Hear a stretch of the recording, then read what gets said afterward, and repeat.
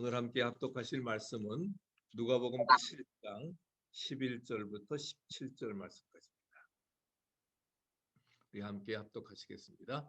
그 후에 예수께서 나인이란 성으로 가실 때 제자와 많은 무리가 오더니 성문에 가까이 이르실 때에 사람들이 한 죽은 자를 메고 나오니 이는 한 어머니의 독자요 그의 어머니는 과부라.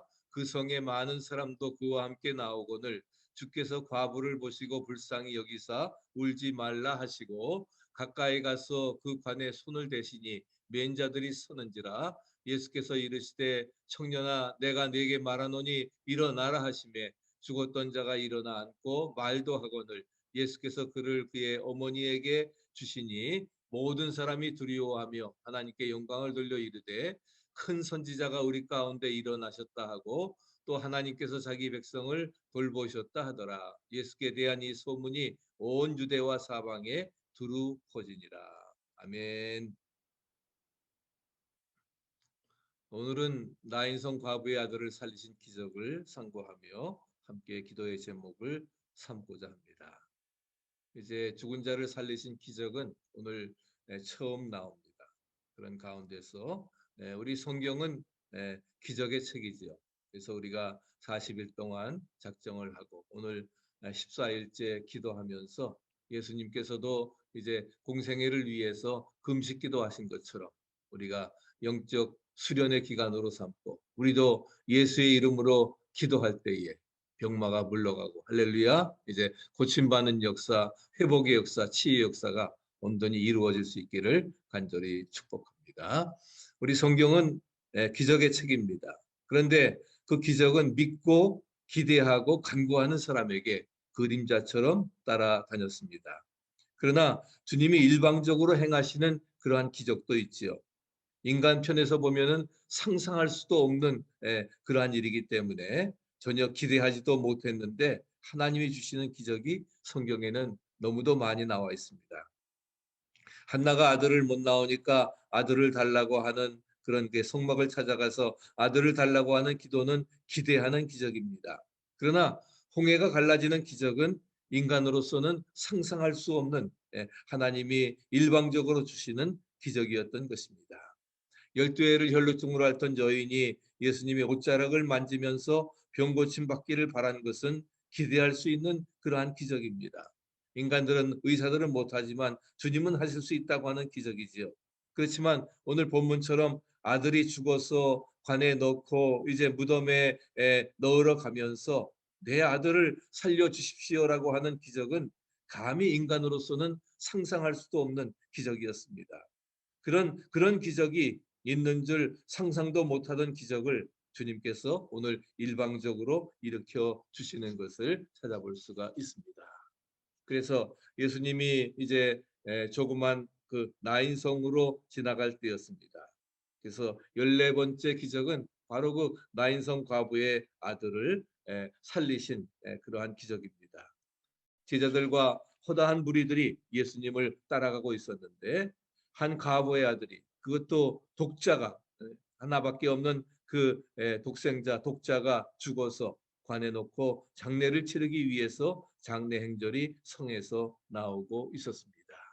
독자의 죽음이니까 너무나 슬픈 거지요.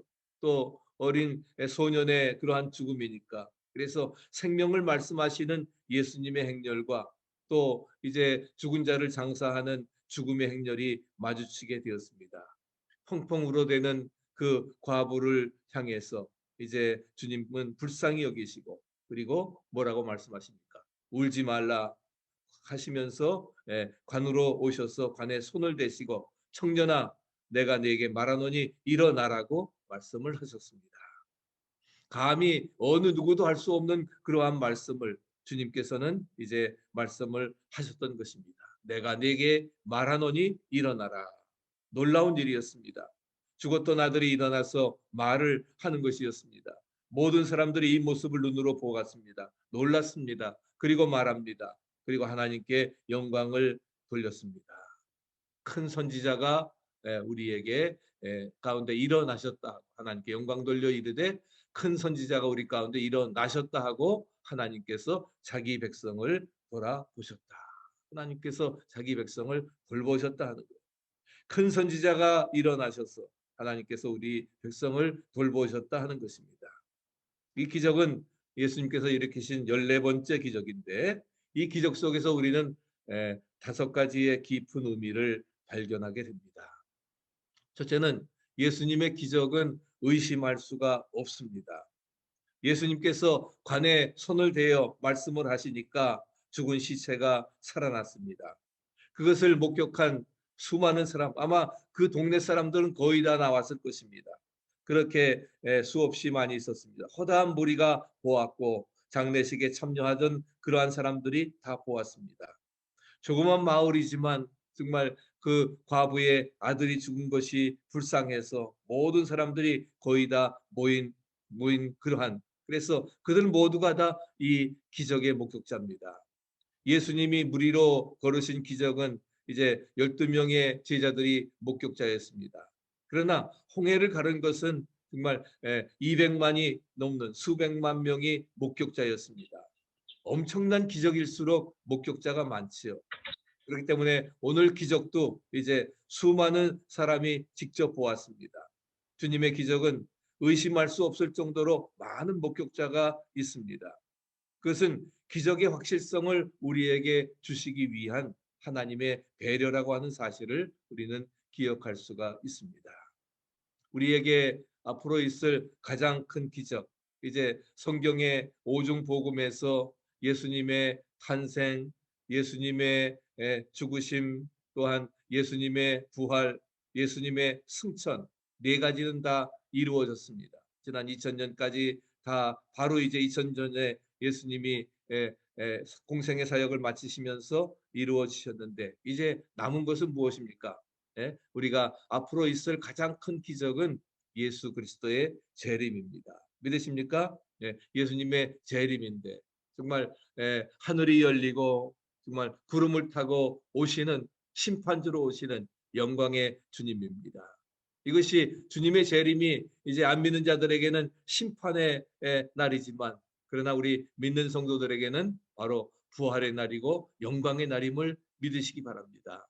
그렇기 때문에 이것을 기다리면서 정말 앞으로 있을 사상 최대의 기적, 앞으로 가장 큰 기적, 예수 그리스도의 재림을 우리는 기다리면서 살아가는 것입니다. 그래서 그분이 공중 재림하실 때에 수많은 사람들이 이제 휴거되어지는 공중으로 올라가는 모습을 불신자도 다 같이 볼 수가 있을 것입니다.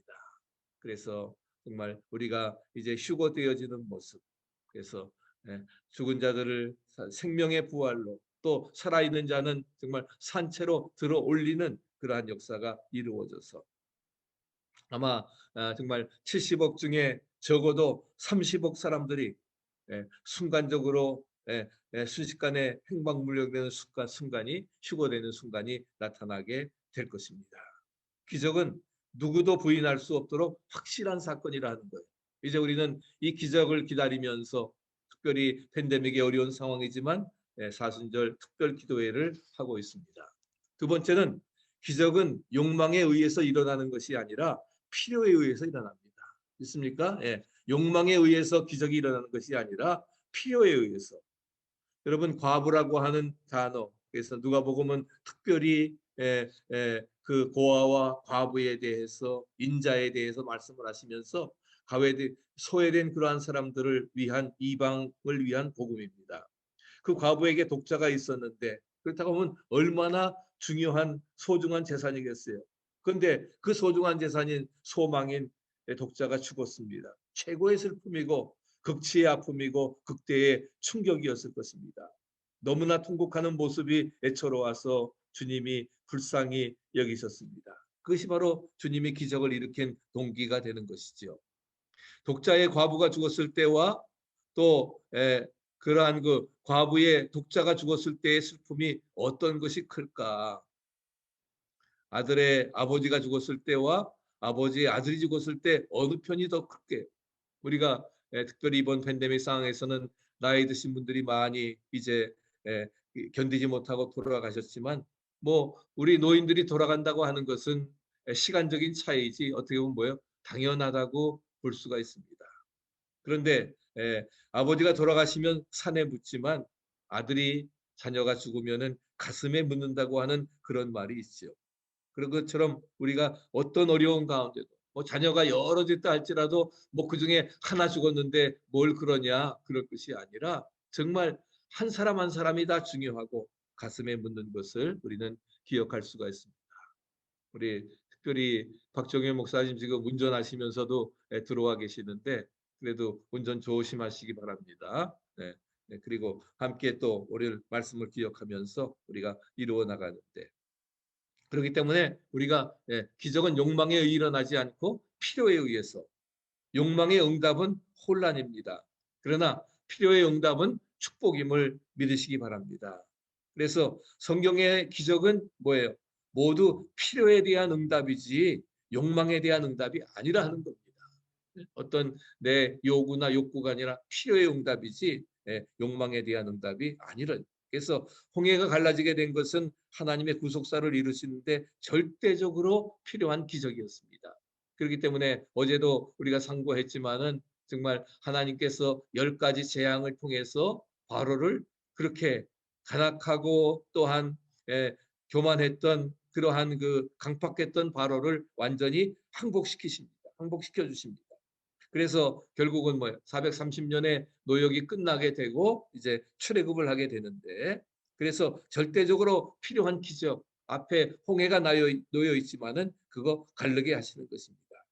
나인성 과부의 아들을 다시 살리신 오늘 본문의 기적은 예수님을 전하는데 절대적으로 필요한 기적이었습니다. 그래서 오늘 성경은 뭐라고 17절에 결론을 내리고 있습니까? 예수께 대한 이 소문이 온 유대와 사방에 두루 퍼지니라.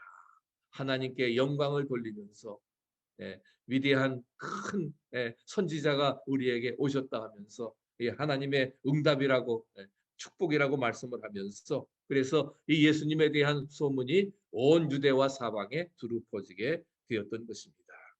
우리에게도 필요한 것이라고 하면은 어떤 기적도 일어날 것을 믿습니다.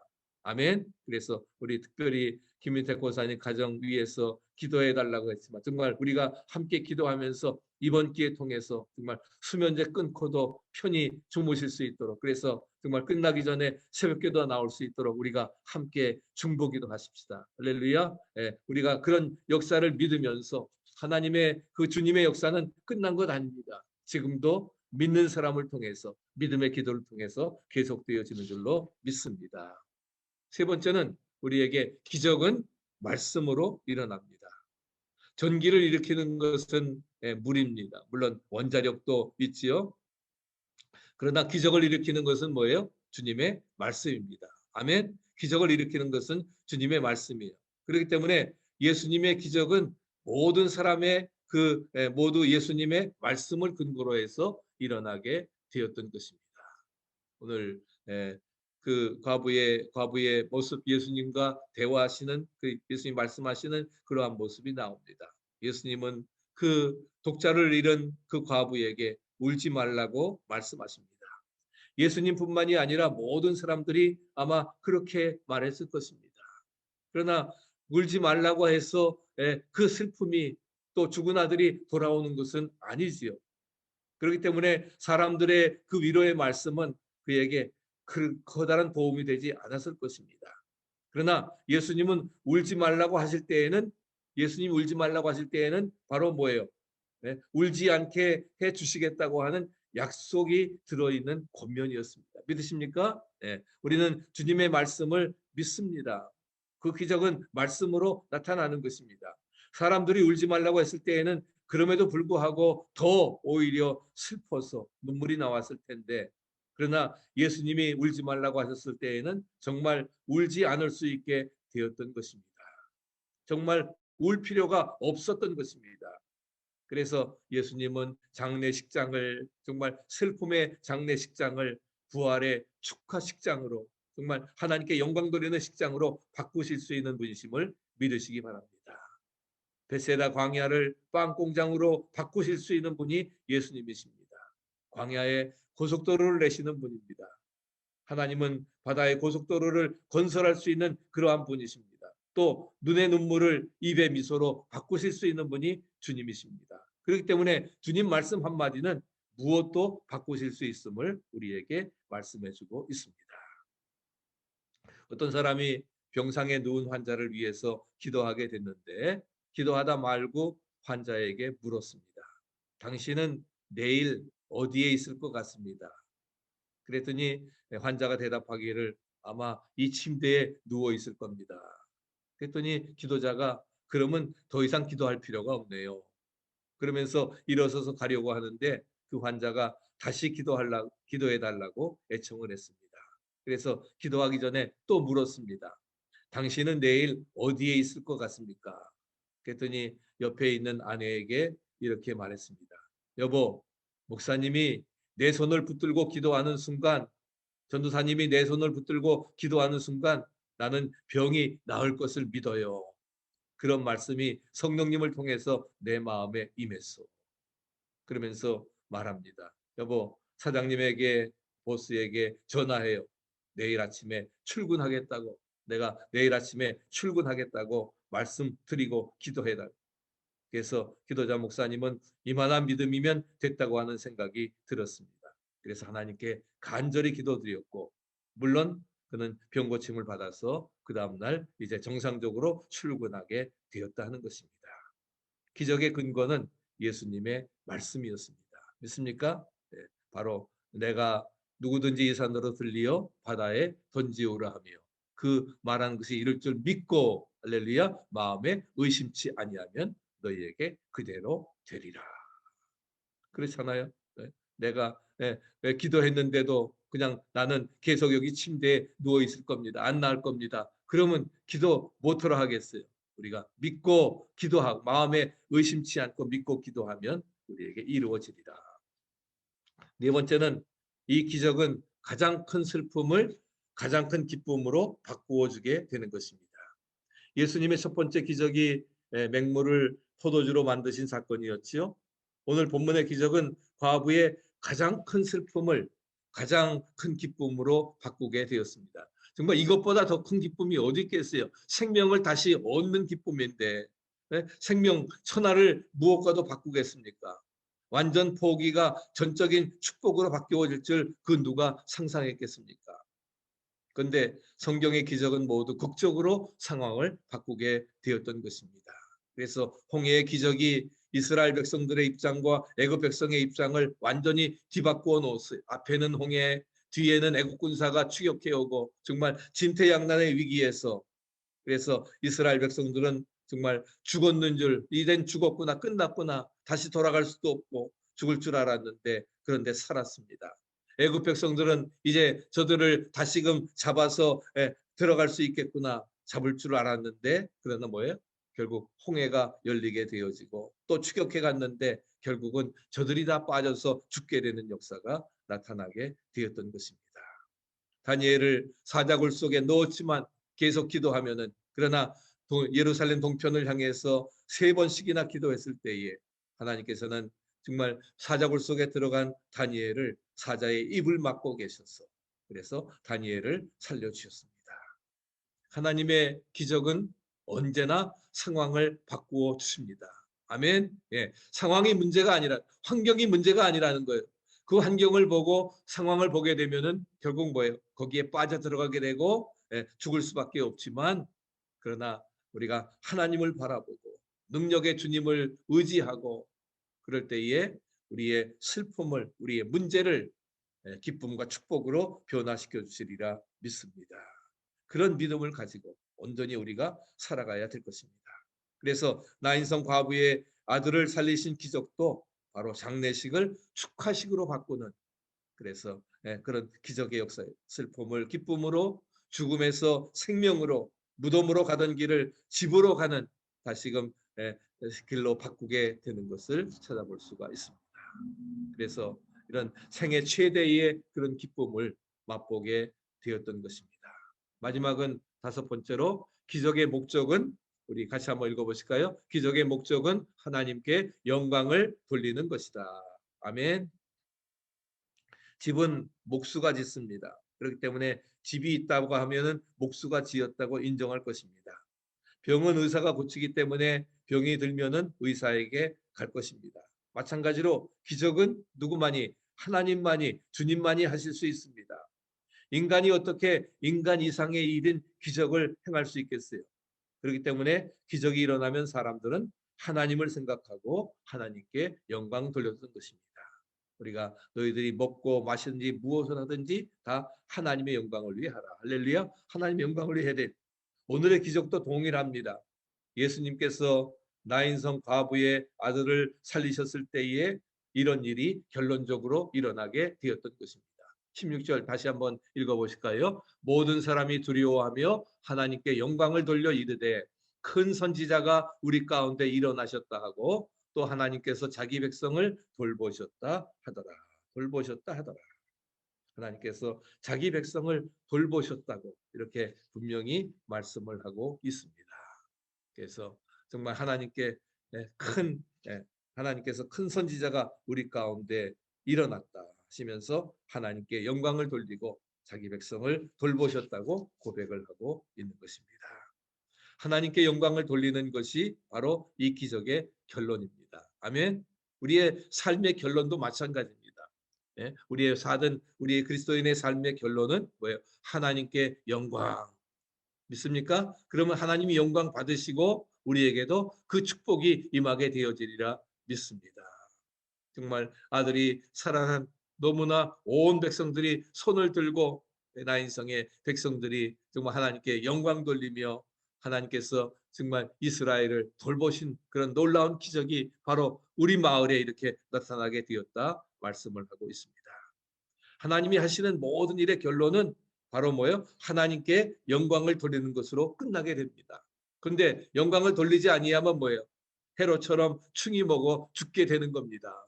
자기가 최고인 줄로 알고 정말 그 거짓으로 환호하는 그런 소리에 교만한 마음을 가지니까 죽게 되는 거예요. 비록 내가 한 일이라 할지라도 누구에게 모든 영광은 하나님께 할렐루야 돌려야 되는 것입니다. 그럴 때 하나님이 영광 받으시고 우리에게 축복해 주시리라 믿습니다.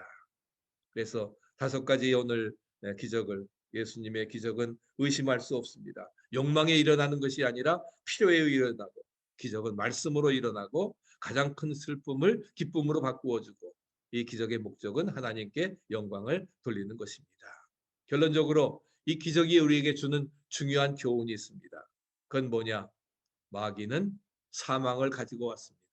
그래서 병은 바로 뭐예요? 죄로 인해서 마귀가 갖다 주는 사탄 마귀가 갖다 주는 것이지만 그러나 우리 주님은 사망을 이기신 생명의 주님이라고 하는 사실을 우리에게 알려주려고 하는 것이 바로 이 기적의 목적입니다.